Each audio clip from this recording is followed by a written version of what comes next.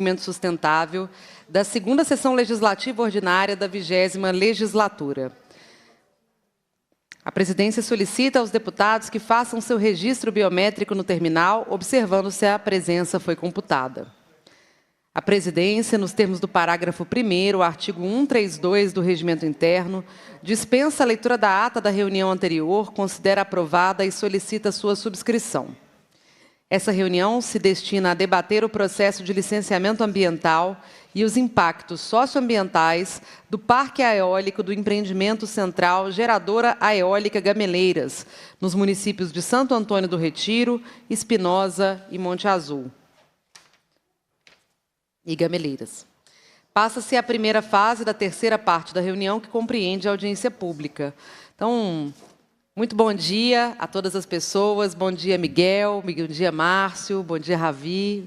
Bom dia também, Lígia. Vamos iniciar aqui a nossa audiência pública, que tem por objetivo defender a nossa Serra do Espinhaço. Essa audiência hoje aqui, ela objetiva, né, colher todas as informações para que a gente possa rever o processo de licenciamento ambiental que aconteceu no nível da SEMAD, de forma simplificada, para um grande projeto de geração de energia eólica no estado de Minas Gerais, no norte de Minas Gerais, né? Agradeço a presença remota de vocês e convido aqui para compor a mesa Lídia Vial Vasconcelos, assessora jurídica da Associação Mineira de Defesa do Meio Ambiente. Obrigada pela presença, Lídia. Também aqui remotamente, Miguel Ângelo Andrade, professor da PUC Minas e coordenador da Reserva da Biosfera da Serra do Espinhaço e da Rede Brasileira de Reservas da Biosfera. Bem-vindo, querido. Ravi Fernandes Mariano, engenheiro florestal, doutor em Ciências Florestais e membro da Associação Mineira de Defesa do Meio Ambiente. Márcio Verde, coordenador de projetos, coordenação de projetos estratégicos para a conservação de espécies ameaçadas de extinção, Centro Nacional de Conservação da Flora e Instituto de Pesquisas do Jardim Botânico do Rio de Janeiro. Marco, bem-vindo. Tá certo. Obrigada pela presença. Bom demais.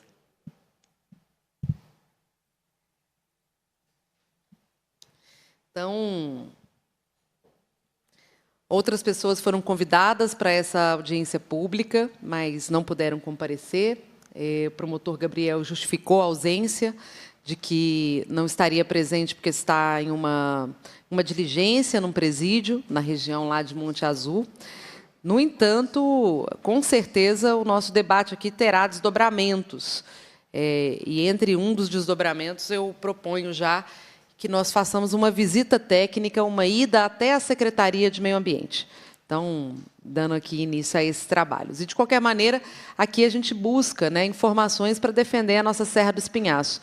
No ano passado, nós fizemos uma audiência pública muito bonita, construída em parceria com também a Reserva da Biosfera, o Instituto Espinhaço, Miguel está aqui presente, e que foi falado sobre as diferentes ameaças que existem à nossa cordilheira, a única cordilheira do Brasil, que é a Serra do Espinhaço.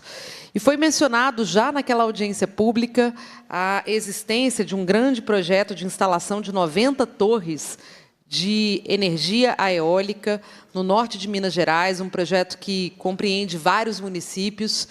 E desde lá surgiu a proposta de se fazer uma audiência pública.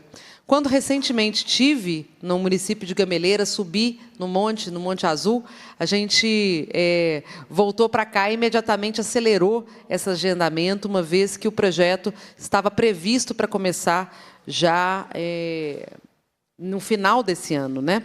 Então, o tempo urge e o nosso debate aqui é muito sério, porque o impacto das usinas eólicas, embora elas sejam consideradas sempre uma energia limpa, uma energia renovável, são muito grandes. Hoje de manhã eu estava lendo uma matéria sobre os impactos das eólicas no agreste de Pernambuco.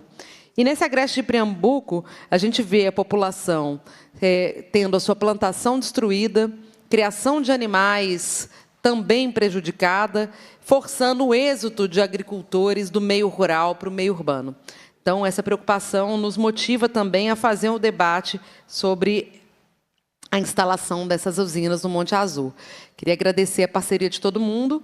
Nós não pactuamos aqui uma ordem das falas, mas eu passo aqui para o Miguel, como esteve presente nesse nosso processo de construção, para dar início aí aos nossos debates. Bom dia a todas, a todos. Me ouvem? Vocês me ouvem? Está bem baixinho. Pode aumentar, por favor, o som? Pessoal. Tenta de novo, Miguel. Ok, bom dia. Espero que estejam me ouvindo. Deputada Bela Gonçalves, gostaria de agradecer o convite, a estimulação desse debate, né, tornar ainda mais pública a questão dos processos de conservação, sobretudo, da Serra do Espinhaço. Queria cumprimentar todos aí presentes, e a quem nos ouve, né, e a quem vai participar desse debate. Bom, meu nome é Miguel Ângelo Andrade, sou educador na PUC Minas, sou coordenador do Comitê Estadual da Reserva da Biosfera da Serra do Espinhaço e também da Rede Brasileira de Reservas. Só um adendo, Bela, se me permite, eu não sou do Instituto Espinhaço, nunca participei, tá? Só para confundir, sim. Ficar claro. Ok. Bom, em primeiro lugar, importante a gente dizer da legitimidade, né, da participação aqui de todos numa fala que representa o movimento, né, de mais de uma dezena de instituições que têm debatido, e muito, e não somente em função desse empreendimento, né, mas historicamente o processo de conservação de áreas protegidas, né, sobretudo no território da Reserva da Biosfera da Serra do Espinhaço, que hoje compreende 172 municípios, reconhecido pela Unesco em 2005. Em 2019, fizemos uma fase 2, com a expansão até a divisa do estado da Bahia.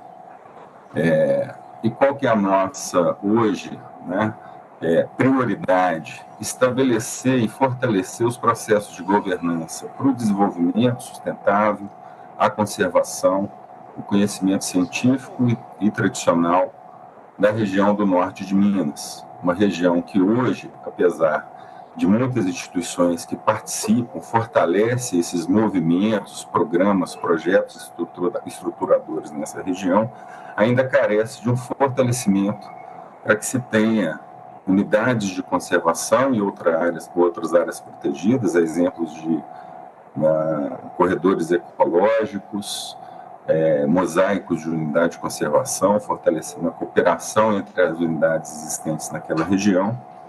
E nesse contexto, né, que a gente propõe esse fortalecimento a partir do reconhecimento de uma área, no caso a região do Sucuruiú, Formosa, Serra do Quilombo, né, com os maiores picos monumentais do Espinhaço setentrional, né? Então, a gente sabe certamente a necessidade de uma mudança de matriz energética, o caminho muito positivo em relação a isso, mas muitas vezes a gente tem uma certa priorização de significados em termos de áreas com menor potencial locacional, né, para determinados empreendimentos, seja para mineração, seja para produção de energia, prioritário, certamente.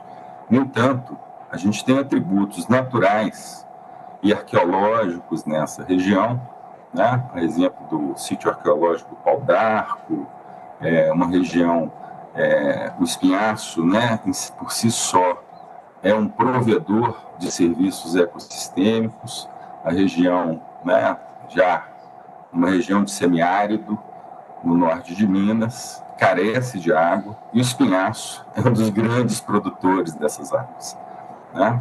Então, considerando essa área insubstituível, a gente está falando da mesma área que sobrepõe ao processo de licenciamento, a gente também tem critérios, né, que a gente pode dizer que são locacionais para conservação. Quando a gente fala de espécie endêmica, Márcio Verde está aqui, né, vai dar essa contribuição, nós estamos falando de espécies únicas em determinadas regiões. O espinhaço é primoroso nessa condição, de oferecer na sua biogeografia espécies endêmicas, e muitas vezes já nascem para a ciência ameaçadas. Então, vou deixar esse tema, né, que nos é muito caro em termos de conservação para a área, para que o doutor Márcio Verde, então, possa contribuir. No entanto, a gente tem, dentro desse processo de licenciamento, mesmo que o Comitê Estadual da Reserva da Biosfera da Serra do Espinhaço não tenha a prerrogativa de uma anuência, né, no entanto, a partir da deliberação normativa do COPAN, né, que trata dos critérios locacionais de 2017, aponta a Reserva da Biosfera como um dos critérios locacionais para o licenciamento ambiental. A reserva, nesse caso, não foi considerada, né, dentro desse processo, o que mudaria o processo de um licenciamento simplificado para um licenciamento mais complexo, com exigências, então, de estudos de impacto ambiental em maior profundidade. Fato esse que, certamente, esses pontos que serão aqui discutidos em termos de conservação podem, né, surgir e, de forma pública, serem discutidos como qualquer outro processo de licenciamento. Outro ponto que eu acho que é muito importante a gente colocar, e deixo aqui uma provocação, nós estamos falando do norte de Minas, de uma das regiões mais ricas do Brasil, né, culturalmente, comunidades tradicionais, pessoas que vivem do campo, e também eu me recordo aqui da Constituição de 89, a nossa Constituição Mineira, que estabeleceu os monumentos naturais, né, sobretudo até a região do Espinhaço Meridional, Pico do Itambé. Para o norte de Minas, infelizmente, esses maiores picos, a gente está falando de picos de 1.800 metros, né, se a gente tem a nossa Serra da Piedade, aqui na região metropolitana, em torno de 1.700 e poucos metros, nós estamos falando também de outras serras, né, monumentais no norte de Minas.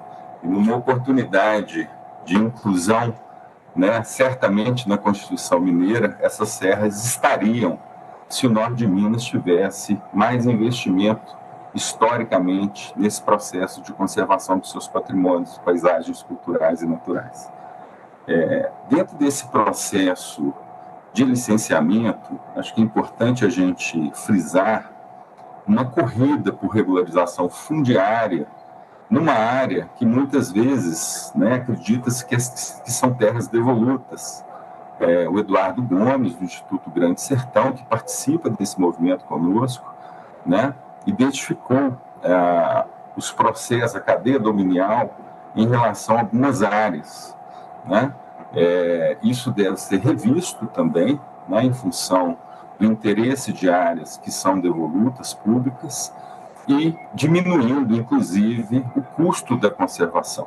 Né? Muitas vezes se tem a discussão que não se cria unidade de conservação por causa do custo de desapropriação.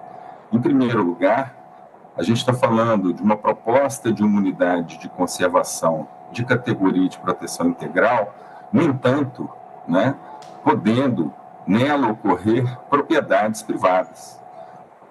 Por outro lado, também o interesse da conservação, né, em função de ter terras devolutas, ou seja, do próprio Estado.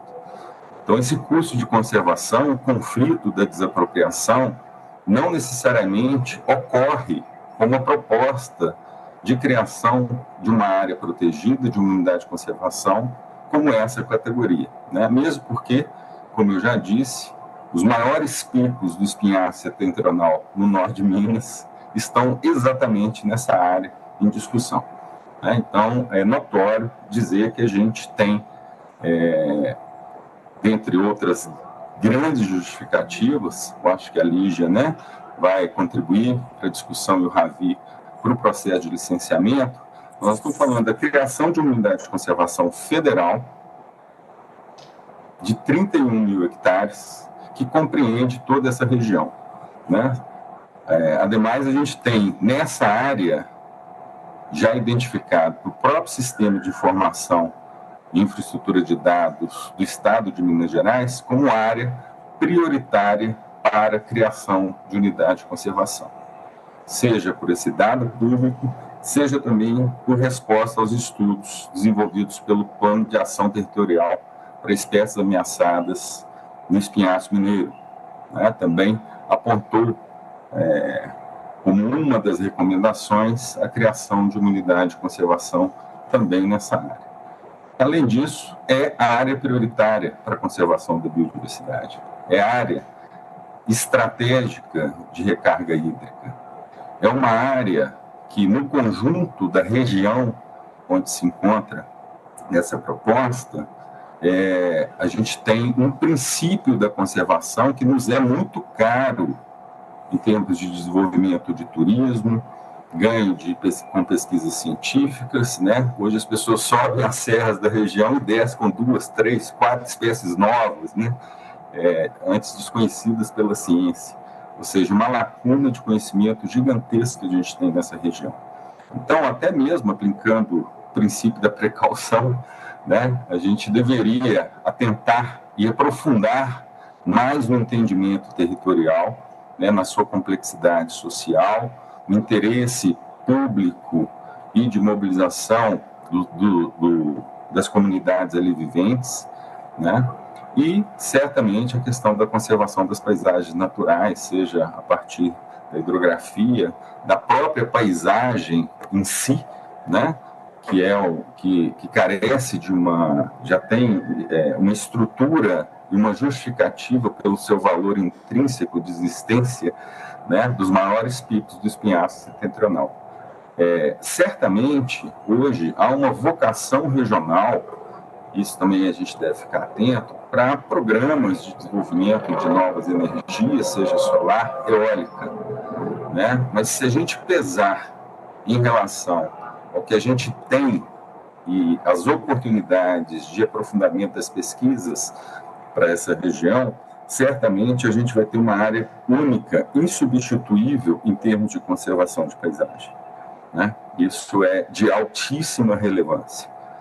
E a gente certamente não pode se omitir em relação a essa discussão, em primeiro lugar, né? E a necessidade de tornar os estudos com maior profundidade sobre os impactos negativos e positivos de empreendimentos desse porte, numa área que não existe outra semelhante no Brasil, né? Além disso, a gente está falando de áreas extremamente sensíveis, que são onde ocorrem os campos rupestres, né? Talvez a maior característica em termos biogeográfico do nosso espinhaço, né? A nossa identidade de vegetação nos altiplanos da Serra são os campos rupestres. E nós estamos falando onde ocorre, né, em torno de 67%.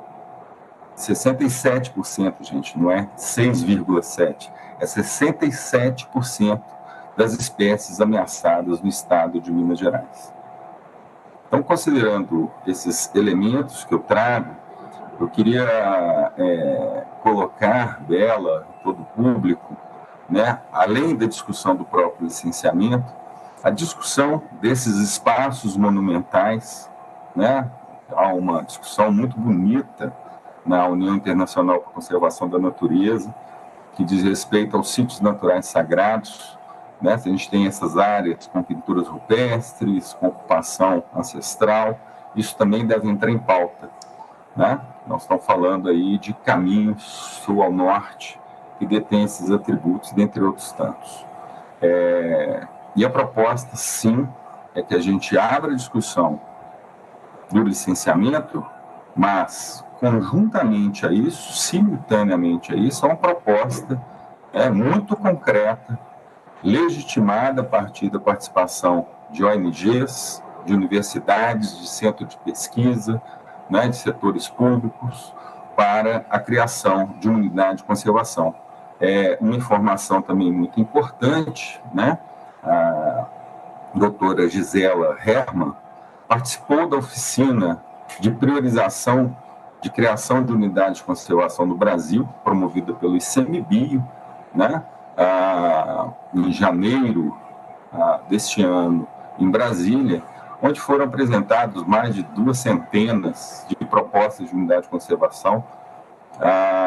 E nesse evento, a proposta do monumento natural federal, que a gente está chamando Sucuriú Formosa, mas também, né, da Serra dos Gerais, foi colocada nessa reunião, debatida, discutida entre técnicos, né, no setor governamental, inclusive, com uma diversidade de atores e atrizes participando dessa oficina, e lá, essa proposta do monumento também foi aceita, o que corrobora com os estudos do Pátio Espinhaço, com os estudos que a gente tem participado, num processo muito ativo de escuta, aberto, né, num processo de mobilização, e que legitima, então, e fortalece essa nossa argumentação, né, buscando perceber onde há a possibilidade dessa convivência de modelos econômicos,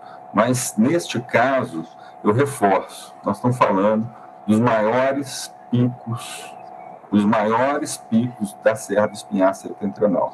Eu garanto que, se a Constituição Mineira fosse feita hoje, considerando esses monumentos naturais, assim como foi o Caraça, a Serra da Piedade, Pico de Itambé, dentre outros, Itacolomi, Sucuriú e Formosa entraria nessa lista com muita facilidade de destaque, né? Então, no meu entendimento, são esses os pontos principais que eu trago, né? A gente se coloca à disposição dentro desse processo de diálogo e o avanço, né, para essa discussão sobre seja o licenciamento, seja a proteção e a criação de unidades de conservação na região, e mais, buscar o princípio da complementaridade, né? Nós temos unidade de conservação de proteção integral como parques na região, e um monumento natural, ele pode vir complementar esse sistema, né, e poder promover um desenvolvimento de base conservacionista e sustentável para a região, que carece, certamente, de investimentos econômicos e o turismo. A gente tem um programa Cordilheira, né, aí que é público também, as trilhas de longo curso, as pesquisas científicas, enfim, todo um arranjo social, né, de conhecimento tradicional, também único nessa região, que deve ser promovido, associado a esses modelos. Então, eu fico à disposição, né, desejo aí, mais uma vez, o sucesso para essa audiência, e a gente se coloca à disposição. Tá bom? Passo a palavra. Muito obrigada, Miguel, pela sua contribuição sempre muito relevante. Eu também penso que o caminho é avançar para uma proteção maior da Serra do Espinhaço. Penso que a ideia de criação de um monumento natural é muito importante. A gente já tem algumas áreas da Serra do Espinhaço com monumentos naturais, como a Serra da Moeda, mas que isso pudesse ser expandido para o Estado de Minas Gerais é muito importante. E eu já pedi à equipe técnica aqui da Assembleia para que a gente possa estudar quais os mecanismos a gente teria para poder garantir que as decisões sobre licenciamento ambiental na Serra do Espinhaço não desconsiderassem, atropelassem o Comitê da Reserva da Biosfera do Espinhaço. Isso é muito, muito importante. Também, né, em relação ao licenciamento ambiental específico que foi dado, né, nós sabemos que existiu uma recomendação do Ministério Público para que esse licenciamento fosse cancelado, uma vez que ele desconsiderou a presença de espécies endêmicas, ameaçadas de extinção, de quaresmeiras, de orquídeas na região, pelo fato de lá ser uma rota de passagem de pássaros, por uma série de razões, como a presença de cavidades rochosas que foram desconsideradas no processo de licenciamento. A CEMAD, até então, não reviu esse processo, cabendo, então, na minha opinião, uma judicialização desse tema. Então, acho que a gente podia também comentar um pouco sobre esses caminhos. Quais caminhos a gente tomar agora para evitar que essa região tão importante seja destruída, né? Para isso, eu queria passar agora para a Lígia Vial Vasconcelos, assessora jurídica da Associação Mineira de Defesa do Meio Ambiente. Obrigada, deputada. Primeiramente, agradecer o convite, agradecer o debate de um tema tão importante, agradecer a todos que nos assistem, cumprimentar os outros componentes da mesa, Ravi, Miguel, Márcio.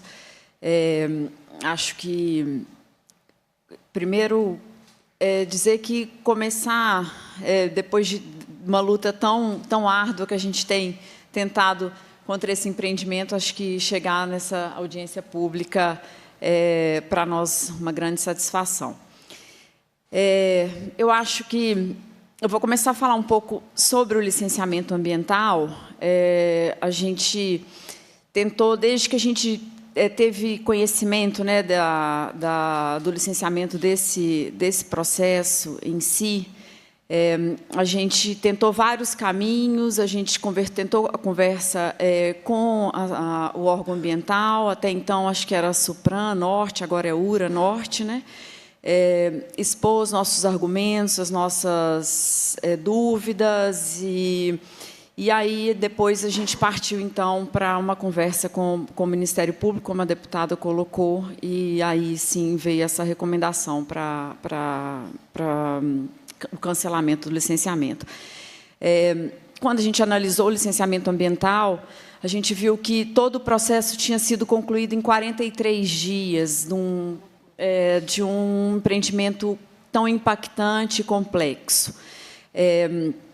A gente viu que o processo tinha sido classificado como porte potencial poluidor pequeno, e aí, sim, um processo de licenciamento ambiental simplificado com LAS-RAS, né, que é um licenciamento com estudo super simples, desconsiderando uma série de impactos que o empreendimento vai trazer para uma área, como o Miguel falou, sensível, com espécies endêmicas, espécies com potencial de espécies novas, desconhecidas, né, que eu acho que os outros componentes da mesa vão poder falar com um pouco mais de propriedade. Eu não sou bióloga, mas espécies novas que estão sendo descobertas a cada dia, e tudo isso a gente foi totalmente desconsiderado pelo licenciamento ambiental.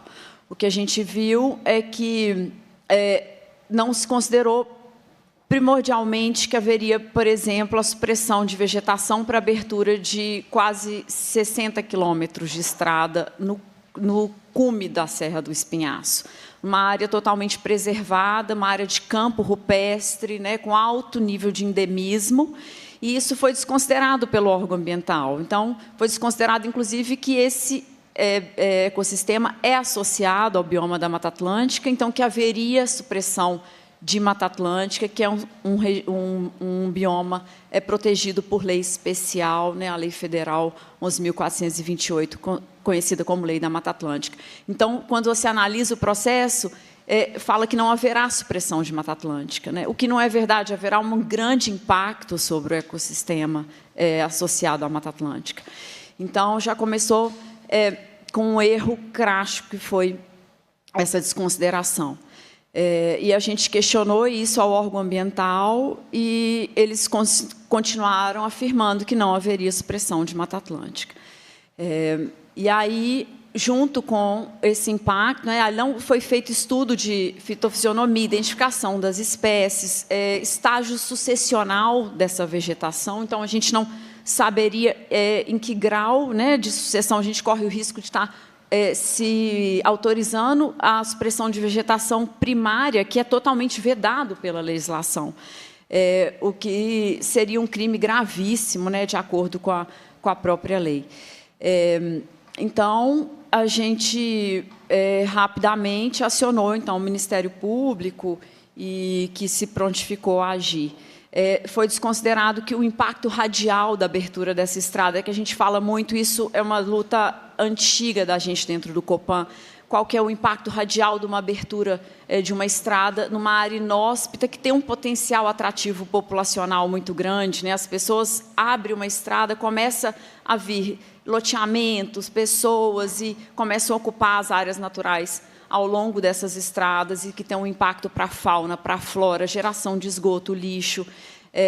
E aí não tinha qualquer medida no processo de licenciamento de que seria tomado para preservar as áreas que a estrada atravessaria, ou seja, haveria criação de unidade de conservação, onde estaria, foi feito estudo dessas áreas, nada, nenhuma exigência no processo de licenciamento ambiental. As estradas chegariam a 9 metros de largura para passar com torres que são gigantes, né, altíssimas.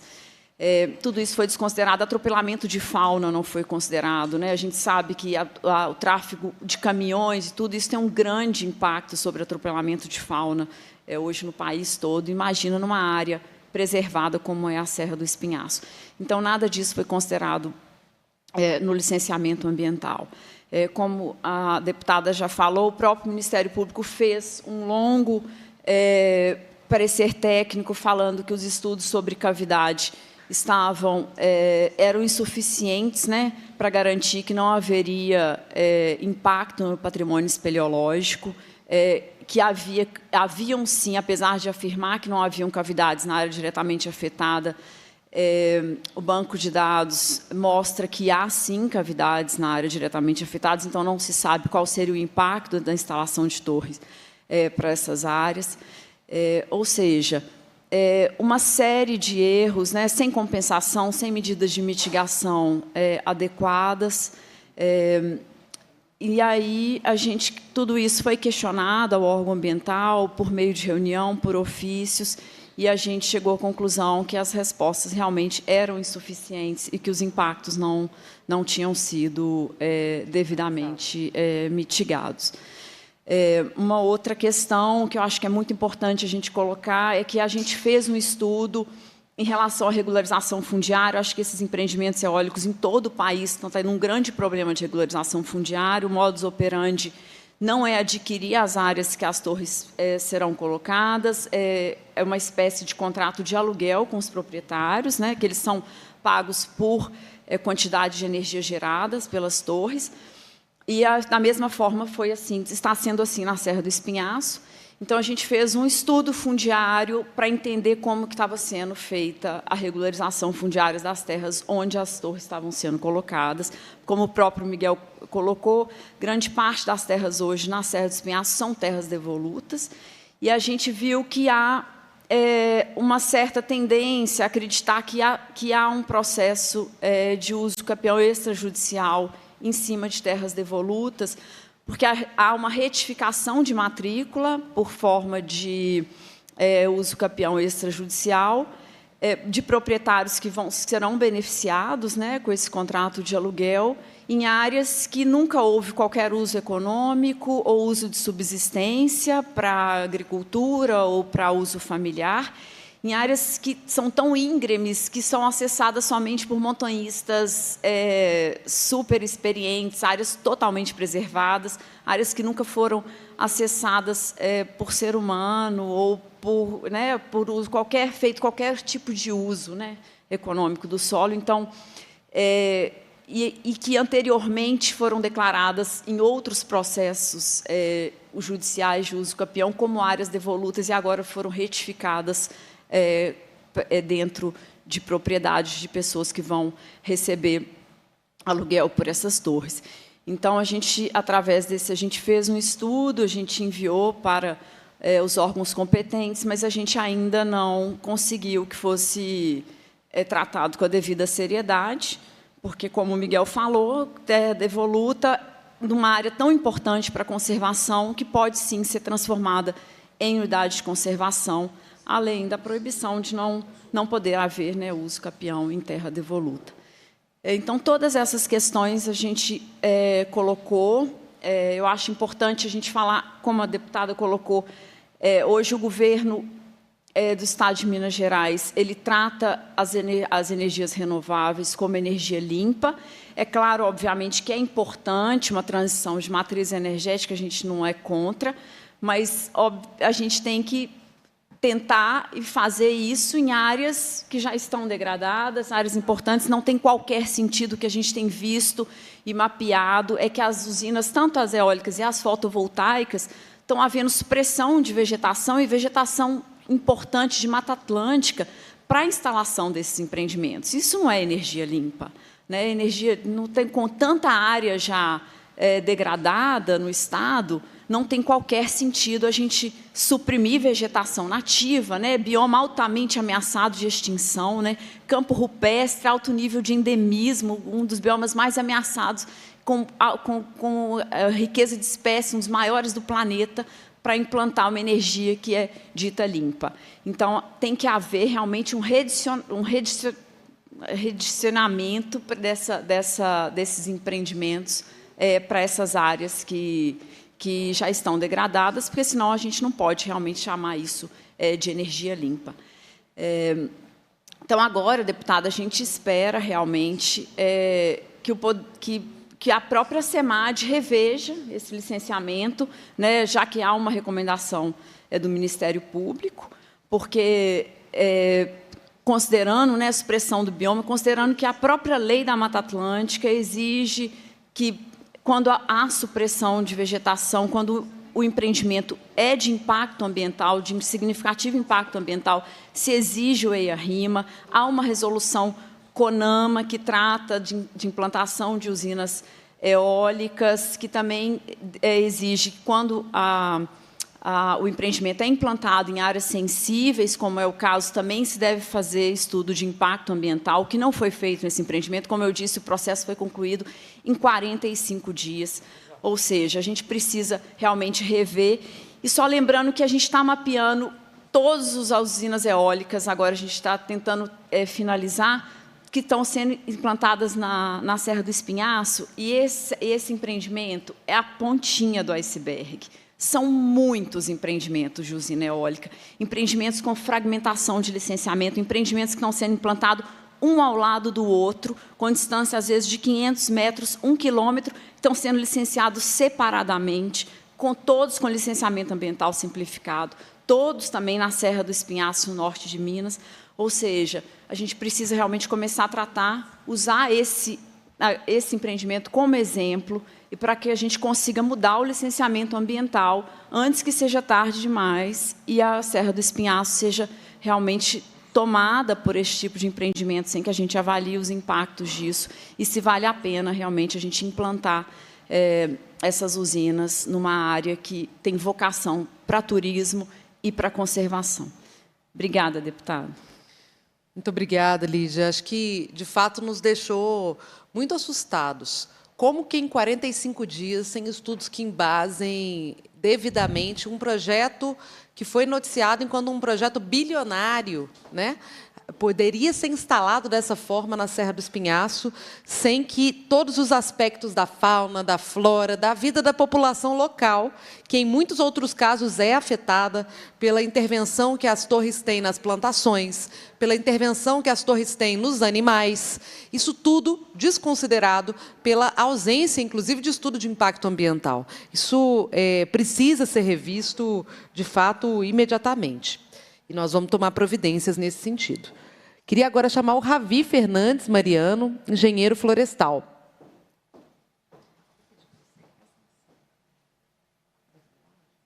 Bom dia, deputada Bela Gonçalves. Primeiro, gostaria de agradecer o seu convite, da sua assessoria, participar dessa audiência tão importante. Meu nome é Ravi Mariano, sou engenheiro florestal, doutor em ciências florestais, atuo há mais de 10 anos nas áreas de conservação da biodiversidade, monitoramento do território brasileiro.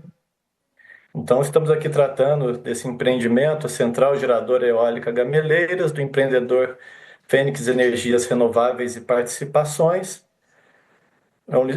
que passou por licenciamento ambiental simplificado, número 4.350 de 2021.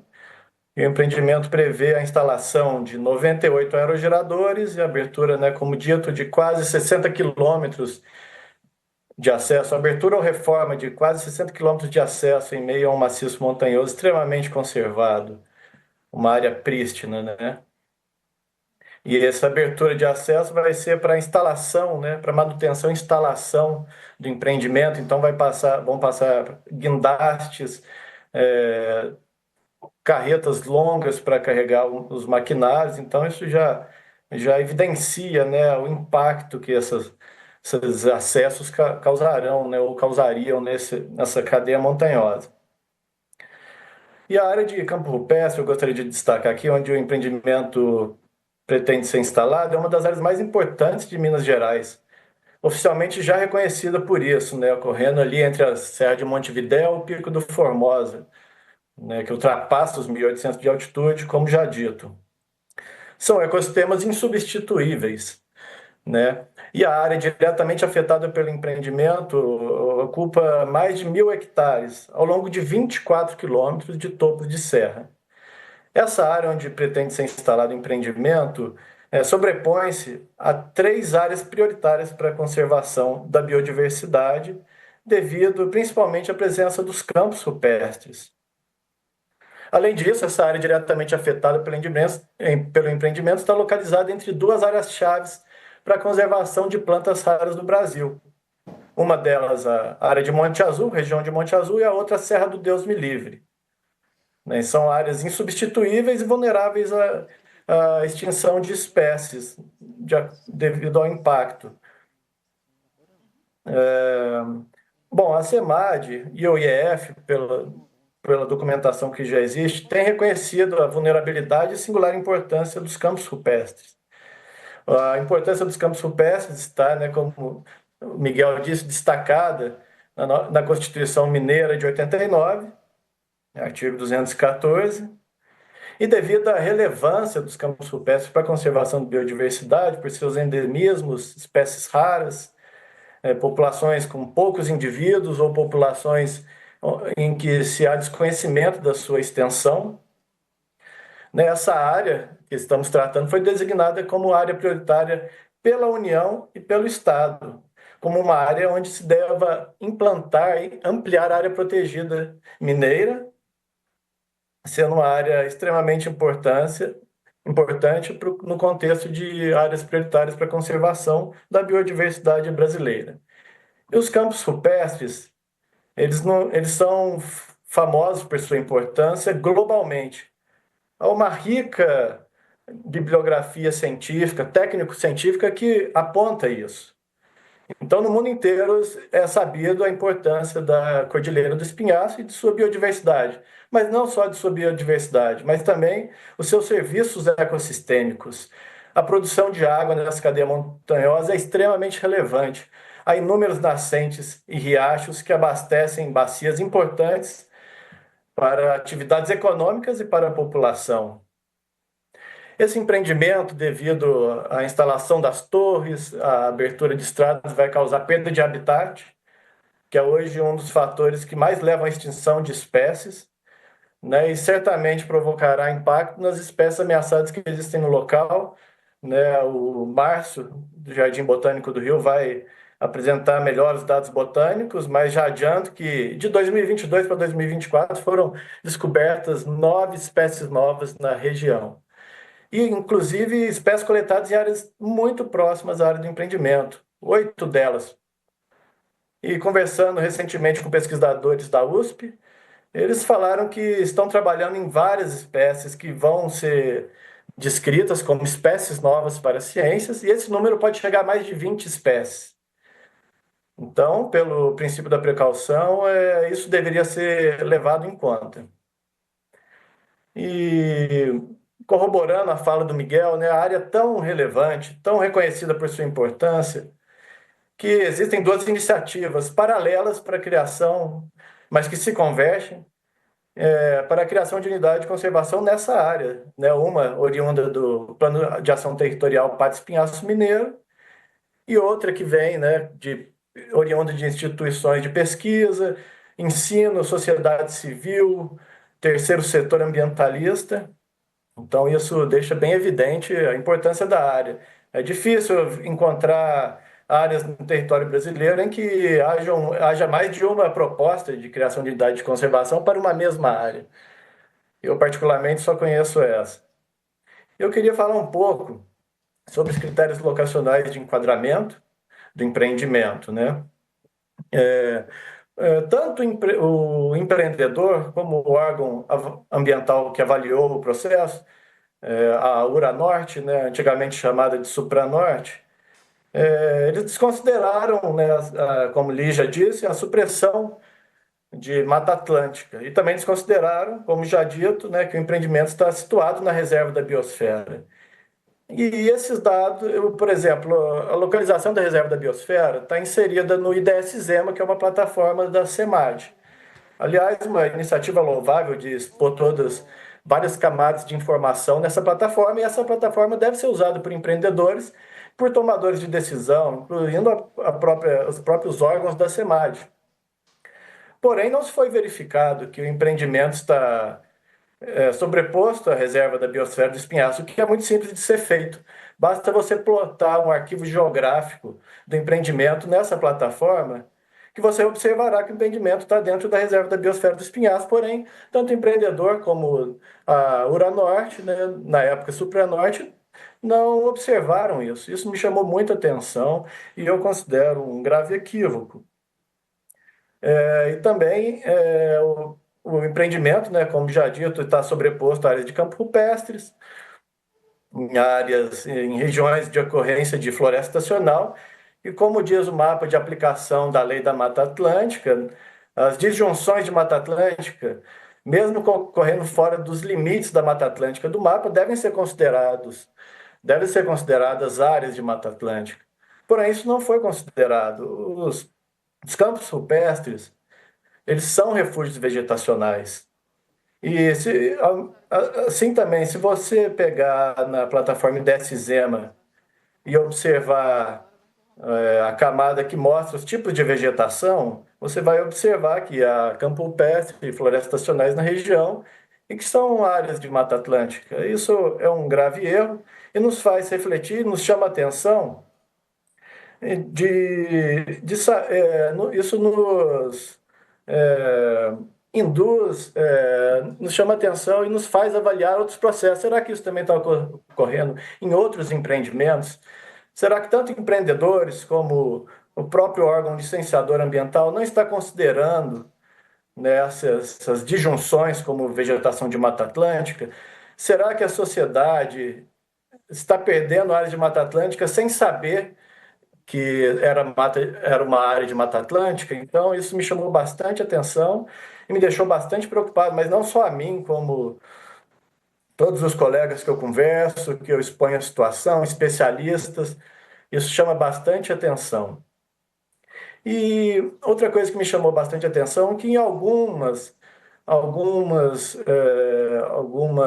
por exemplo, um despacho da Supranleste, o despacho 209 de 2023, esse despacho aponta que o campo rupestre é um ecossistema associado ao bioma Mata Atlântica.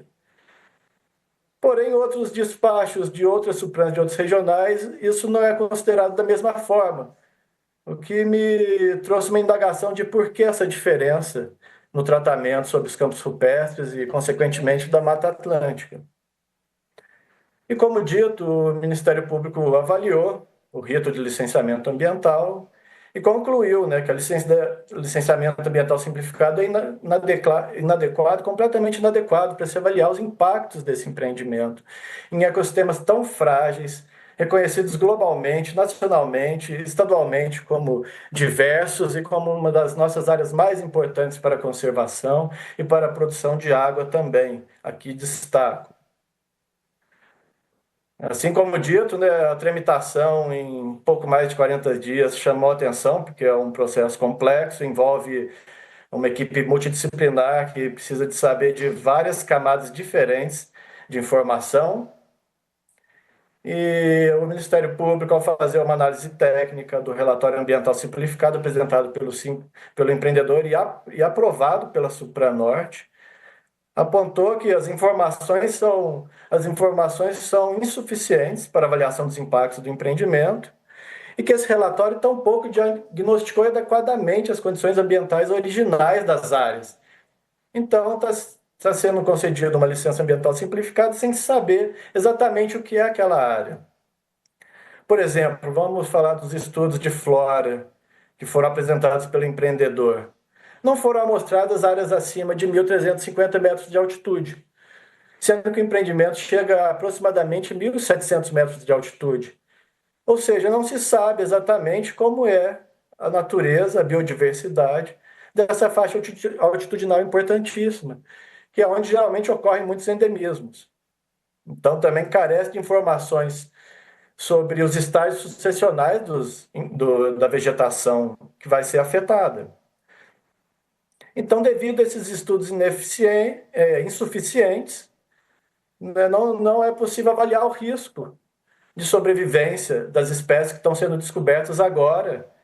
Anualmente, várias espécies novas sendo descritas a partir de coletas feitas na área, e destaco aqui a poucos metros, muitas vezes, da área onde se pretende instalar o empreendimento e onde se pretende realizar as intervenções ambientais. Então, eu considero que faltam muitas informações para tomada de decisão. E isso eu estou citando apenas alguns dados insuficientes do relatório. O Ministério Público, na sua avaliação, aponta muitas coisas. Se não todas, mas a maioria dos quesitos avaliados pelo relatório ambiental simplificado do empreendedor carecem de mais informações. Porém, a Supranorte, mais uma vez, deu parecer favorável, né, a partir dessa documentação. Não é a primeira vez.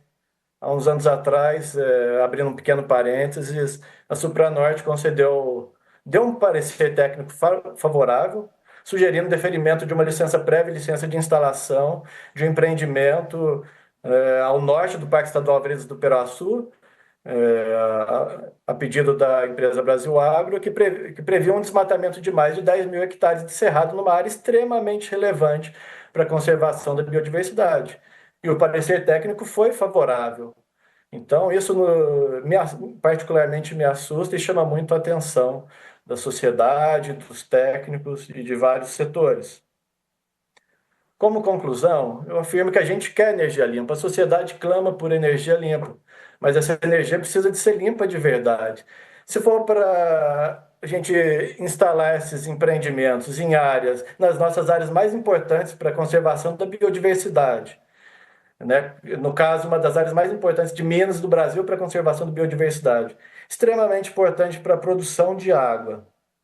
Se for para a gente impactar essas áreas para instalar essa energia, eu acho que essa energia não é limpa e que não serve, né? Vai ser uma emissão de gases de efeito estufa devido à supressão.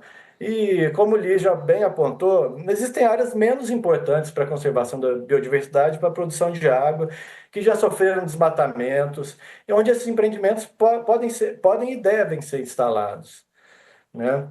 Então, encerro aqui minha fala destacando esse ponto. A energia limpa, a sociedade clama por isso, mas ela tem que ser limpa de verdade. Reiterando meus agradecimentos, deputada Bela Gonçalves, pelo convite e oportunidade de expor esse fato tão grave para a sociedade mineira, brasileira e, por que não, mundial. Obrigado. É isso mesmo, Ravi. É muito indignante a forma como o processo de licenciamento ambiental tem violado as próprias leis estaduais e os próprios protocolos, né, da Secretaria de Meio Ambiente quando o interesse econômico de empresas prevalecem. Mas a gente está aqui para poder lutar para rever esse processo, né? Vocês já têm uma grande teia de mobilização de grupos ambientalistas, da comunidade local, contavam também com o apoio do Ministério Público, e agora pode deixar que eu, junto com a Comissão de Meio Ambiente, vamos pegar firme nessa história também. Vamos lá. Chamar agora, então, o Márcio Verde, que é coordenador de projetos, da Coordenação de Projetos Estratégicos para a Conservação de Espécies Ameaçadas de Extinção, e do Centro Nacional de Conservação da Flora e Instituto de Pesquisas Jardim Botânico do Rio de Janeiro. Bom dia. Quero agradecer inicialmente a deputada Bela Gonçalves pelo convite e pela oportunidade da gente estar aqui hoje apresentando um pouco sobre essa região e especialmente para falar um pouco da flora da região. Eu cumprimento meus colegas da mesa, Lígia, Ravi e o Miguel, e todas as pessoas que estão presentes e também estão nos acompanhando virtualmente. Eu vou pedir licença para compartilhar uma apresentação para eu ilustrar um pouco melhor as coisas que eu vou estar falando. Eu não sei se eu consigo. Acho que sim. Ele vai... Eu acho que eu preciso a liberação, talvez. Agora foi. Oi? É que ele vai projetar coisas, mas é tranquilo aí, não é? Ah, ótimo, estamos vendo. Estão vendo a apresentação?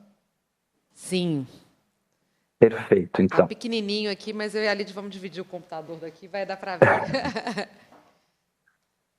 Bom, eu começo falando então sobre a flora, né, da região, vou me ater ao componente flora, e eu começo falando do desconhecido, né? Essa região, ela é uma grande lacuna de conhecimento científico, especialmente no que tange à botânica. A gente tinha muito pouca informação sobre a região. Alguns pesquisadores, eles visitaram a região há algumas décadas atrás e décadas mais recentes, fizeram algumas coletas de amostras botânicas, fazendo registro, então, catalogando as espécies que ocorrem nessa região. Mas esses registros, eles eram muito incipientes, ainda eram poucos registros, e alguns estavam muito focados em alguns grupos botânicos que eram objeto de estudo do pesquisador que estava passando por essa região, então. Dito isso, então a gente sabe muito pouco ainda sobre essa região do estado de Minas. E apesar ainda da gente ter pouco conhecimento, ela é indicada como uma área de grande importância biológica para a conservação da biodiversidade. E ela foi indicada tanto em estudos conduzidos pelo Estado de Minas Gerais, como o Miguel e o Ravi já reforçaram, como uma área importante para a ampliação de unidades, né, de áreas protegidas e também para a conservação da biodiversidade. Ela também é indicada como uma área, né, importante para a conservação da biodiversidade pelo Ministério do Meio Ambiente no estudo das áreas prioritárias para a conservação da biodiversidade. E um terceiro estudo realizado aqui pelo Instituto de Pesquisa Jardim Botânico do Rio de Janeiro, através do Centro Nacional de Conservação da Flora, também identifica essa área como uma área prioritária para a conservação das espécies ameaçadas de extinção da flora. Como os colegas reforçaram, né, essa região ela tem remanescentes de Mata Atlântica e ela está numa área de um ecótono, de uma transição do bioma cerrado com a caatinga. A vegetação predominante nessas regiões mais altas são campos rupestres, então são áreas singulares, sensíveis, de grande importância para a conservação da biodiversidade. São vários ambientes, hábitats diferenciados que propiciam, então, um número muito elevado de espécies únicas que ocorrem nesses ambientes. Associados muitas vezes ao tipo de substrato onde elas estão fixadas. E aí, em relação ao conhecimento, então, que a gente tem em relação a essa área, a gente tinha essas coletas muito esparsas realizadas de forma não tão sistemáticas na região. E em 2018, aqui pelo Instituto de Pesquisa Jardim Botânico, a gente fez a primeira expedição para a região. Nós vínhamos numas tratativas com pessoas locais do próprio Instituto Estadual de Floresta, que havia indicado para a gente essa área como uma área interessante para levantamentos, para inventários florísticos, desde 2015, quando a gente vinha elaborando um plano de ação nacional para a conservação das espécies ameaçadas de extinção da região de Grão-Mogol Francisco Sá. essa região havia ficado fora do território de abrangência desse plano de ação, né? E na oficina participativa havia sido discutido isso, né? O porquê não incluir essa área. Então, desde 2015, a gente vem com um olhar para esse território, buscando oportunidades para a gente poder realizar expedições e conhecer um pouco melhor a região como um todo. E isso se realizou, então, no ano de 2018, quando foi feita essa expedição. Foram feitos vários registros, né, catalogados algumas espécies. Esse material botânico ele foi trazido para o Instituto de Pesquisa, ele foi incorporado à coleção científica, e a partir daí os especialistas que visitam a coleção, eles vão dando nome a essas plantas, vão identificando esse material. E quando eles analisaram esse material, eles começaram a perceber que haviam ali possíveis espécies novas, né? Haviam espécies novas ainda desconhecidas para a ciência. E muitos desses materiais, então, foram utilizados nos estudos que culminaram na publicação dessas espécies novas. Posteriormente, o Ministério do Meio Ambiente vem executando um projeto que é a Estratégia Nacional para a Conservação de Espécies Ameaçadas de Extinção. Nesse projeto foram identificados territórios prioritários para a execução das ações de conservação, para a criação, né, para a elaboração de planos de ação para a conservação de espécies ameaçadas de extinção. E Minas Gerais era um dos estados que tinha o maior número de territórios prioritários no âmbito desse projeto. Então, o estado de Minas, através do Instituto Estadual de Floresta, que faz parte do projeto, integrou o projeto ProEspécie, que é a Estratégia Nacional para a Conservação de Espécies Ameaçadas de Extinção, e deu início à elaboração do seu plano de ação territorial para a conservação das espécies ameaçadas de extinção no território que abrange boa parte do espinhaço mineiro. Esse território foi chamado de espinhaço mineiro, e durante as oficinas, nas primeiras oficinas que a gente teve, as oficinas são participativas, diversas pessoas e instituições estiveram participando, aonde a gente estava delimitando melhor o território de abrangência desse plano de ação. Nós percebemos que esse território do norte de Minas estava fora daquele território inicial que o Ministério havia feito um estudo para identificar as áreas prioritárias para o projeto, para a atuação do projeto. Então, durante a oficina, o grupo entendeu que seria muito importante a gente estender o território do plano de ação para incorporar essa área e que a gente pudesse, no plano de ação, direcionar ações de conservação que estariam principalmente focadas em estudos e em pesquisas científicas. Eu não sei se todos conseguem ver, mas no mapa, no quadradinho menor aqui, eu tenho achureado o território de abrangência do plano de ação. E aqui mais ao norte, então, está a área que a gente vem discutindo aqui, onde está o Pico da Formosa, a Serra de Montevidéu, o Pico do Sucururu. Dito isso, o plano de ação ele foi elaborado, né, foi oficializado através de uma portaria pelo Estado de Minas Gerais. Essas ações elas vêm sendo executadas e diversas expedições a partir do plano de ação foram realizadas nesse território. Essas coletas que a gente vinha realizando desde 2018, né, elas chamaram muito a atenção da comunidade botânica.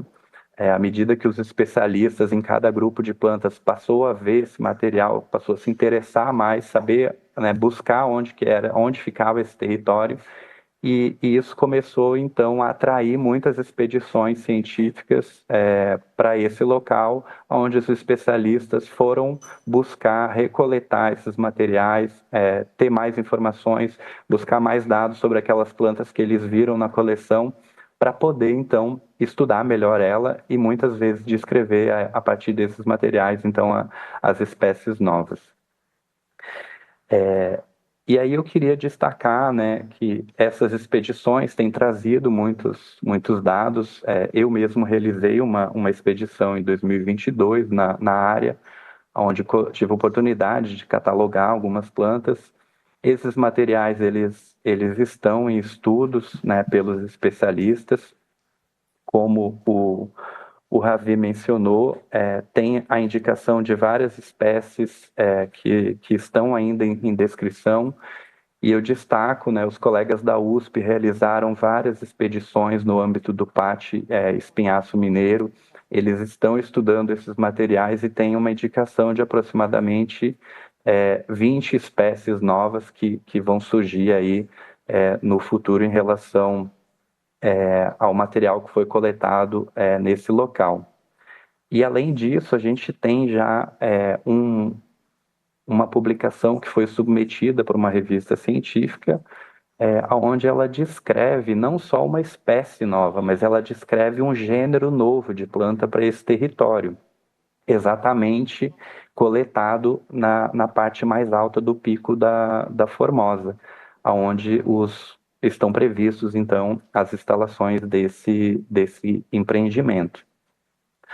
Além disso, no âmbito do plano de ação, e nos chamou muito a atenção essa falta de conhecimento que a gente tinha em relação à flora, especialmente quando nós começamos a olhar para esse estudo que havia sido apresentado para o empreendimento, e é onde a gente identificou que a gente não tinha muitos dados, então nós resolvemos compilar os dados que nós temos em relação à flora. E, para nossa surpresa, apesar da gente ter coletado esses materiais recentes, né, ter catalogado essas plantas recentemente, elas ainda não tinham sido identificadas pelos especialistas em nível, né, de espécie. A gente tinha muito material que estava indeterminado, a gente não sabia nem a família botânica, não sabia nada ainda em relação à identidade daquela planta. E nós fizemos um esforço, então, de compilar os registros de ocorrência nessa área como um todo, né, uma região delimitada, como o Miguel falou, que tem as propostas de criação de uma área protegida, e nós partimos de um número aproximado de 200, um pouco mais de 200 espécies que haviam sido identificadas, né, tinham um nome, e hoje nós estamos chegando próximo de 400 espécies. Então, esse número é um número bastante representativo em relação à diversidade conhecida, catalogada nesse território. E eu ouso dizer que, se nós intensificarmos as coletas nessa região, esse número vai subir bastante, tanto em relação à diversidade de espécies, quanto ao número de endemismos e também ao número de espécies novas e ameaçadas de extinção. Então, como eu mencionei, nós temos hoje um indicativo de aproximadamente 400 espécies de flora que ocorrem nesse território, sendo que 13 delas já foram identificadas como espécies ameaçadas de extinção e constam na portaria oficial publicada pelo Ministério do Meio Ambiente. Esse número de espécies ameaçadas é um número ainda bastante baixo, porque, como eu mencionei, é uma região pouco conhecida, e à medida que nós vamos fazendo a avaliação do estado de conservação das espécies, o Jardim Botânico é responsável por fazer essa avaliação, esse número ele vai aumentando. Então, o número de espécies ameaçadas ele tenderá a aumentar consideravelmente à medida que a gente avaliar o risco de extinção dessas espécies. Eu ressalto aqui que o Estado de Minas ele está num processo agora de elaborar a sua lista de espécies ameaçadas de extinção. Nós estamos, então, trabalhando em conjunto, através de um acordo de cooperação técnica, para a cessão do nosso sistema, para que seja utilizado durante esse processo de avaliação de risco de extinção. E eu acredito que, com esse trabalho realizado, a gente já vai ter um bom indicativo do número de espécies ameaçadas nesse território, especialmente no espinhaço, devido ao grande número de espécies que ocorrem, um grande número de espécies endêmicas e os diversos vetores de pressão e ameaças que incidem nessa parte do território mineiro. Além disso, eu destaco que hoje a gente tem o conhecimento de pelo menos quase 50 espécies que são endêmicas, que só ocorrem nesse território.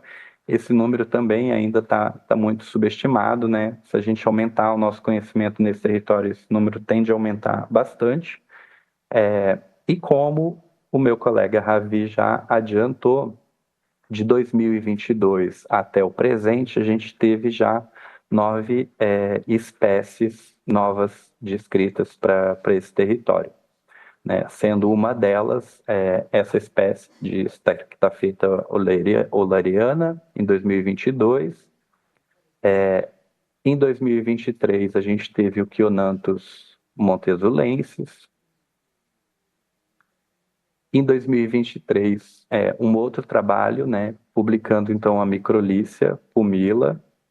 No mesmo ano também, uma outra espécie de Microlícia serpentronalis foi publicado. Ainda em 2023, uma outra espécie, né, como a deputada falou, uma espécie de Quaresmeira, Pleroma congestifolium, foi descrita. Nesse mesmo trabalho, uma outra espécie, Pleroma martinelli, foi descrita também para esse local. Recentemente, agora em 2024, a gente teve Velosia flávida, descrita como uma espécie nova. Nesse mesmo trabalho também, Velosia formosa, 2 espécies, né, de canela de ema, publicada. E mais recentemente, essa outra espécie que também foi descrita para o local. Eu gostaria de mostrar aqui um mapa produzido pela Associação Mineira de Defesa do Ambiente, onde a gente tem os pontos de coleta dessas espécies novas, representado por esses pontos verdes, como o Ravi mencionou, e em vermelho o local onde seria instalado as torres dos aerogeradores. Então, vocês conseguem perceber que esse empreendimento ele vai estar muito próximo ou sobrepondo as áreas, né, de ocorrência dessas espécies. Eu ressalto que essas espécies recém-descritas, algumas elas passaram por um processo de avaliação do risco de extinção delas, uma avaliação preliminar, não foi uma avaliação oficial realizada aqui pelo Instituto de Pesquisa Jardim Botânico, e algumas já foram indicadas nessa avaliação como possíveis espécies ameaçadas de extinção nas categorias mais altas do risco de extinção. Outras foram indicadas ainda como dados insuficientes, a gente não tem informação suficiente para avaliar o estado de conservação dela. E isso pode ser um agravante, porque apesar da gente não ter o conhecimento hoje, à medida que a gente intensificar a amostragem nesse local, a gente pode ter um indicativo, então, que essa espécie está num grau muito alto do risco de extinção. Então, minha fala era mais ou menos essa. Gostaria de destacar assim, a relevância biológica dessa região como um todo, e que a gente ainda tem muito a descobrir sobre a biodiversidade desse local, e essa região é tão importante quanto outras áreas do espinhaço mineiro que são mais bem conhecidas. E qualquer intervenção que seja realizada, seja qual for a natureza, nesses ambientes, ele vai estar colocando em risco uma parcela significativa da biodiversidade do estado de Minas Gerais, que só ocorre naquele local, e que a gente vai estar perdendo, então, uma parcela bastante significativa de biodiversidade, e principalmente em relação à flora da região. Eu fico à disposição também, representando aqui o Centro Nacional de Conservação da Flora, do Instituto de Pesquisa Jardim Botânico do Rio de Janeiro, para apoiar no que for possível em relação a informações, especialmente em relação à flora e a espécies ameaçadas de extinção. Quero agradecer novamente a deputada Bela pelo convite e a oportunidade da gente estar aqui hoje discutindo e apresentando um pouco mais essa região para todos vocês. Obrigado. Muito obrigada, Márcio. Eu vou pedir que você mande para mim e para a comissão esses estudos que podem embasar aqui os nossos encaminhamentos. E vamos a eles, assim. A equipe está redigindo alguns, mas eu já consigo aqui falar um pouquinho sobre os principais encaminhamentos que nós pensamos. Um segundo. Tem o papel do... mas os que já estão... Os que eu pedi, que ainda não estão prontos, às vezes eu leio e depois... Você me presta rapidinho? Bom, obrigada. Pronto. Olha, então... Nós pensamos nos seguintes encaminhamentos a partir dessa audiência pública. A primeira delas é que a gente vá fazer uma visita técnica à Secretaria de Meio Ambiente. Por que a Secretaria de Meio Ambiente, a sede de Belo Horizonte? Porque a gente sabe muito bem que a decisão das Suprans regionais, muitas vezes, quando atropelam dessa forma os estudos ambientais, atropelam a necessidade, sabe, de uma análise técnica, não tem a ver com uma incompetência de um diretor regional da Supran. Isso tem a ver com o interesse de governo. E, nesse caso específico, a gente viu o governo de Minas Gerais noticiar a construção do projeto das usinas eólicas como quase que um mérito, né, do governo de Minas Gerais. Né? Peguei aqui hoje mais cedo uma reportagem do governo de Minas que falava desse projeto enquanto um grande projeto a ser desenvolvido para uma Minas Gerais sustentável, uma Minas Gerais do futuro, que era um projeto de 5 bilhões de reais. É engraçado que alguns portais falam em 12 bilhões, mas essa matéria falou em 5 bilhões. E essa reportagem saiu na Agência Minas como se o empreendimento, né, da empresa alemã fosse o empreendimento do próprio governo de Minas Gerais. Então, eu acho que é muito importante que a gente organize uma data para irmos até a Secretaria de Meio Ambiente questioná-los em relação às providências de anulamento desse licenciamento ambiental. Então, um dos requerimentos é que seja realizada uma visita técnica à Secretaria de Meio Ambiente em função desse empreendimento. O outro requerimento é um pedido de providências para que seja anulado o licenciamento simplificado das usinas eólicas, reforçando o pedido já feito e a recomendação já feita pelo Ministério Público de Minas Gerais, um documento brilhante desenvolvido pelo promotor Gabriel, mas muito subsidiado por vocês e que não pode, de forma nenhuma, ser desconsiderado. É preciso que essas licenças sejam anuladas e esse é também um dos nossos pedidos. Um terceiro é um ofício ao Instituto Chico Mendes e também ao Instituto Brasileiro de Meio Ambiente, Miguel, qualquer coisa me corrija, mas que os institutos, né, tomem providências e atuem em prol da conservação das áreas onde se localiza o Pico da Formosa, no município de Monte Azul, que está ameaçado por empreendimentos de geração de energia eólica licenciado pela Secretaria de Meio Ambiente. Cita aqui, né, que na área do empreendimento, integrante da reserva da biosfera da Serra do Espinhaço, encontram-se espécies endêmicas de fauna e flora, cavidades naturais, campos rupestres e ecossistemas associados à Mata Atlântica, que serão impactados irreversivelmente pelas atividades de supressão vegetal, abertura de estradas, tráfego viário, construção de fundação de torres e funcionamento dos aerogeradores. Então, esse é um segundo requerimento. A gente também fez uma proposta, né, de PEC, Projeto de Emenda Constitucional, que eu passo a ler agora, né, que foi uma sugestão feita por essa audiência pública, que imediatamente a gente acatou e já construiu aqui o documento, que acrescenta, né, aos dispositivos das condições transitórias da Constituição do Estado o artigo 84B, onde ficam tombados, para fim de conservação e declarados monumentos naturais, os picos Formosa, Sucuruiú, Serra do Quilombo e Serra de Montevidéu.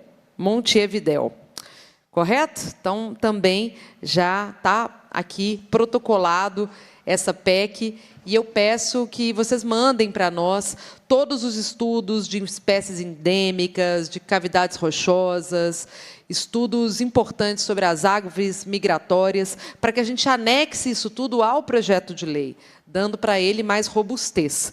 A gente sabe que hoje a aprovação desses projetos de Constituição, né, eles são um desafio enorme para a Assembleia Legislativa, onde vários interesses econômicos circundam, mas essa Assembleia fez esse ano um grande debate sobre um seminário, né, sobre mudanças climáticas. E a gente não vai conseguir avançar para barrar mudanças climáticas se a gente não preservar a nossa Serra do Espinhaço, tão importante para o clima de todo o Brasil, uma vez que a serra ela corta o continente, gerando ali uma barreira física importante com suas espécies, com a sua grandiosidade hídrica também, né, para o estado de Minas Gerais. Então, essa PEC também já está protocolada. Além disso, Miguel foi aqui me mandando outras sugestões que prontamente também a gente vai acatar e ver aqui como vai ser a melhor forma de construir, né? Mas uma delas, né, algumas propostas são nacionais, então a gente faz em forma de requerimento ao IPHAN e ao IEEFA, né? Não, o tombamento a gente já fez, mas ao IPHAN também, que proceda os estudos para o tombamento nacional dos picos Formosa, Sucuruiú, Serra do Quilombo e Serra de Montevidéu. Vamos fazer também estudos, né, para a possibilidade de criação de um corredor ecológico da Serra dos Pinhaços setentrional, que ajudaria muito também na conservação dessas áreas, visto que as espécies teriam ali um espaço para circular entre os parques, entre as unidades de conservação, o que é muito importante. E vamos também fazer, Miguel, o estudo para o reconhecimento do mosaico de áreas protegidas do espinhaço setentrional, que são outras sugestões que você fez, mas que não são meros requerimentos, vão exigir da gente mais estudos para que a gente possa desenvolvê-los de forma conjunta aqui na Assembleia Legislativa. Então, são essas as principais propostas de requerimentos.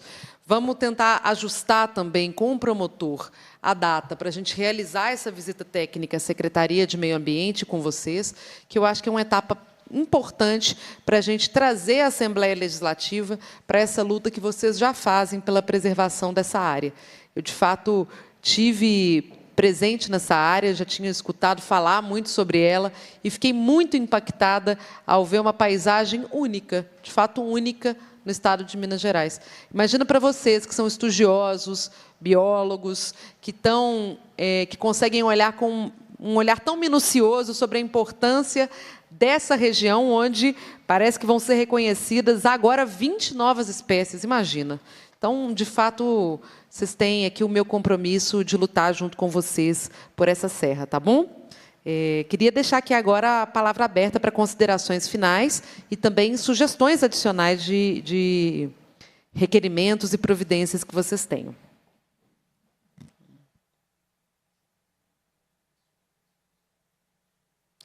Lídia? Vamos lá, Lídia. Obrigada, deputada. Não, só finalizar, eu só queria nos colocar à disposição, a ANDA, para, obviamente, junto à Assembleia, a deputada, à SEMAD e ao Ministério Público.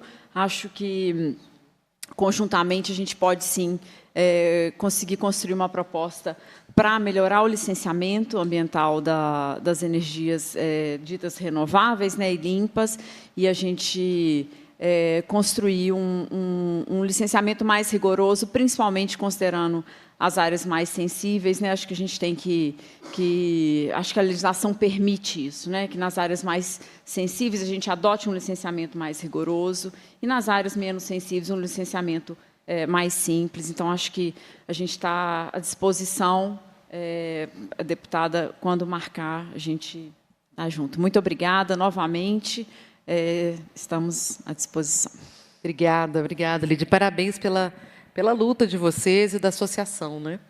Vamos ser Vamos, com certeza, fortalecer essa nossa parceria de agora para frente. Podem contar sempre aqui com a nossa comissão. Pelo menos comigo, eu posso dizer que podem contar sempre.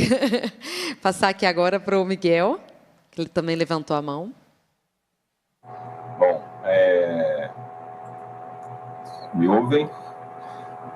Mais uma vez, queria parabenizar a equipe dessa comissão, em especial a deputada Bela Gonçalves, né, quem tem apoiado muito iniciativas para a conservação, a conciliação também de bons modelos de desenvolvimento do nosso Estado, juntamente com outras deputadas, né, tão guerreiras. Dizer também, e posso aqui afirmar em nome de um movimento, né, a gente tem um grupo aqui que a gente vai conversando o tempo inteiro, o que legitima as nossas falas aqui, Lígia, Márcio, Ravi, também agradecer, eu acho muito importante esse alinhamento de propósitos, e eu fico me perguntando muitas vezes, né, quando a gente fala do espinhaço, né, o que a gente tem de único em termos de uma paisagem significativa, identitária, e que promoveu, né, hoje o Estado de Minas Gerais. Certamente o espinhaço se destaca. E com as falas também do Ravi e do Márcio, né, a gente fortalecer esse movimento, o entendimento daquilo que é ainda mais único e que a gente pouco percebe, pouca gente sobe os nossos picos, pouca gente faz pesquisa dos nossos picos, né, nos altiplanos da Serra, e os Campos Rupestres certamente é outra identidade que coroa a nossa Serra dos Pinhais. Então, qualquer tipo de empreendimento, né, de modelo econômico que vá contra a conciliação dessa paisagem histórica é objeto, certamente, de discussão, sobretudo, né, para que a gente crie, como bem recomendou a Lígia, modelo de propósitos para licenciamento e outras ações aí que vão trazer processo de restrição ambiental, sobretudo para essa região, né? Acho que a proposta da Lígia também deve ser considerada, se me permitir, né? O entendimento e aprofundamento dos estudos de empreendimento dessa natureza na Serra dos Pinhais, como bem dito, né? Com um estágio avançado aí já de identificação dessas realidades. E torcer, aí eu queria aproveitar a fala para que no dia 11 de dezembro, Dia Mundial das Montanhas, a gente tenha o dia, né, já protocolado por essa comissão, o Dia da Serra do Espinhaço, né, inaugurando aí uma nova fase também de mobilização, né, quando a gente cria um dia de alguma coisa, para alguma coisa, é o seu reconhecimento estabelecido e que a gente tenha que cumprir o compromisso social, educativo, inclusivo, né, para que as pessoas entendam essa complexidade. Né? Nada melhor do que a gente ter estudos em profundidade, mais do que isso. Penso muito no Pátio Espinhaço, que tem promovido ciência cidadã, né, levando esse tipo de conhecimento a toda a sociedade, para que elas participem desse processo. Então, desejo sucesso e desejo a aprovação desses requerimentos da PEC, né, e a gente se coloca também à disposição. Muito obrigado. Obrigada, Miguel. Também estou muito ansiosa para a gente ter o Dia da Serra do Espinhaço. Já estou cobrando aqui da comissão mais celeridade para que a gente possa aprovar esse projeto, que é um projeto que tem uma natureza simbólica, mas também muito efetiva. A partir do momento que a gente começa a celebrar um dia, que isso passa a ser recorrente no contexto das escolas, da comunidade, a gente tem a mudança de mentalidades, que é o principal que a gente precisa para conservar o nosso meio ambiente. Mais do que leis, são pessoas que tenham esse amor, né, e esse cuidado com o meio ambiente. Então, vamos que vamos. Ravi, com a palavra. Gostaria de parabenizar a deputada Bela Gonçalves e a assessoria pelo belo trabalho nessa causa tão nobre, tão importante para a população mineira brasileira a proteção e os olhos atentos aos empreendimentos nessa nossa bela cordilheira, importantíssima cordilheira, reconhecida mundialmente por sua importância. Parabenizar e dizer que a Associação Mineira de Defesa do Ambiente, a ANDA, está à disposição para contribuir com um diálogo, a fim de culminar em soluções que sirvam para a população nesse sentido, e parabenizo todos os trabalhos, né, nessa audiência. Muito obrigado, deputada Bela Gonçalves, e parabenizando e agradecendo também a todos os companheiros de articulação. Estamos aqui representando dezenas de pessoas, várias instituições que estão envolvidas nessa causa. Muito obrigado. Obrigada, Ravi. Com a palavra, Márcio.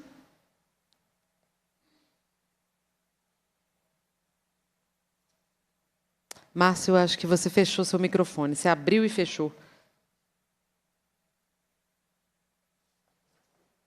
Agora foi. Agora foi. Também quero agradecer à deputada Bela por abrir esse espaço. Eu acho que a gente tem poucos espaços como esse para a gente apresentar um pouco mais sobre o que a gente conhece de biodiversidade. Agradeço também a essa comissão por essa oportunidade e dizer que nós aqui do Instituto de Pesquisa Jardim Botânico também estamos à disposição para fornecer informações e dados em relação à flora, especialmente a flora ameaçada de extinção.